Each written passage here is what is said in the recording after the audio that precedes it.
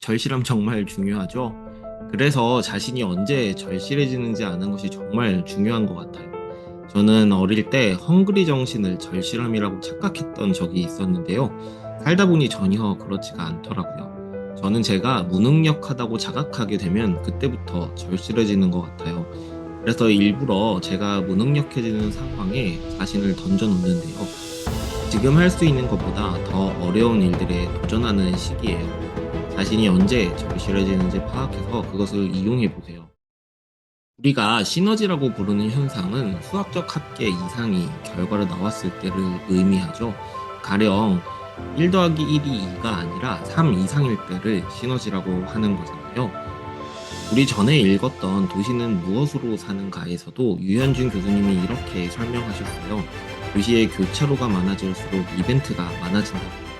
그러니까 변수가 많아질수록 다양성이 존중될수록 시너지가 발생하기 쉬워요. 그러니까 너무 형식에 매이지 마세요.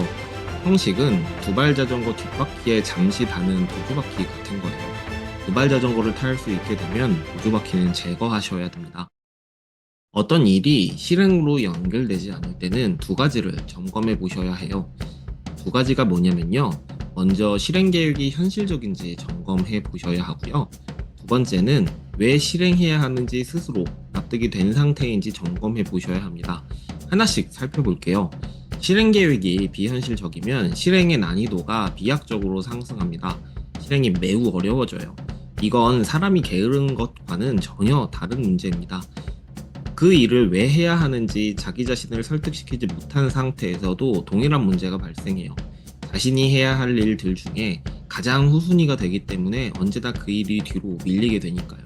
이 점을 잘 살피시면 계획하신 일들을 하나씩 실행하시는 것에 큰 무리가 없을 겁니다. 고객 중심으로 생각하는 것과 회사의 순이익을 목표로 하는 것은 서로 충돌하지 않아요.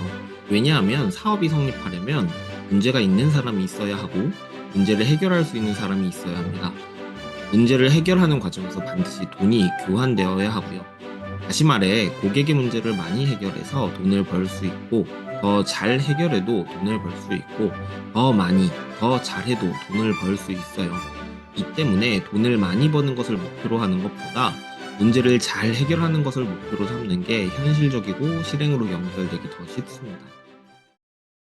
사실 계획대로 되는 일은 생각보다 많지 않아요. 그것을 받아들이고 다음 선택지를 준비하는 것이 진짜 능력입니다. 그러나 많은 사람들이 지름길이나 정답이 있는 것처럼 생각해요. 우리가 어떤 선택이 더 우월한지 알려면 완벽하게 동일한 인생을 두 번 연속 살아야 비교할 수 있어요. 그러니까 완벽한 선택을 목표로 하는 것보다 다음 선택지를 만들어내는 능력을 가지세요. 사업을 하든 회사 생활을 하든 경쟁이 가장 치열한 생태계는 중하위 80%입니다. 이 생태계는 이런 특징을 가지고 있어요. 남들처럼 똑같은 일, 똑같은 양만 하려고 하고요. 줄 세우지 않아도 스스로 줄 서게 됩니다. 몇 센티미터 차이로 등수가 결정나요. 하지만 상위 20% 생태계는 생각보다 그렇게 치열하지 않습니다. 이 생태계는 남들이 하지 않는 일, 남들보다 더 많이 고생하는 일, 더 어려운 일을 하려는 사람들로 구성되어 있거든요.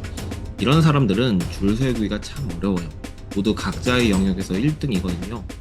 그러니까 20% 생태계에 들어가려고 노력하셔야 해요. 다니고 있는 회사에도 분명 있을 거예요. 회사를 먹여 살리고 있는 그룹이요. 미래에 자신이 어떤 모습으로 삶을 살고 있을까 고민하는 것은 매우 중요해요. 한 살이라도 어릴 때 지금부터 계속 고민해 보세요. 산업의 특성상 35살, 40살 정도 되면 자신의 뜻과 상관없이 리더의 역할을 요구하거나 그런 요구를 받지 못해 이직하거나 결국 자영업을 선택하게 돼요.